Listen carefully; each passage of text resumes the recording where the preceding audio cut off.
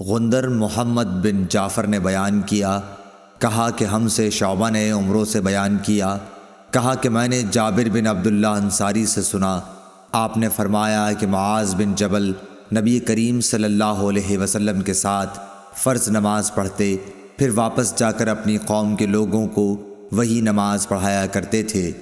ایک بار عشاء میں انہوں نے سورہ بقرہ شروع کی، مقتدیوں میں سے ایک شخص نماز توڑ کر چل دیا، معاذ اس کو برا کہنے لگے۔ یہ خبر حضرت صلی اللہ علیہ وسلم کو پہنچی۔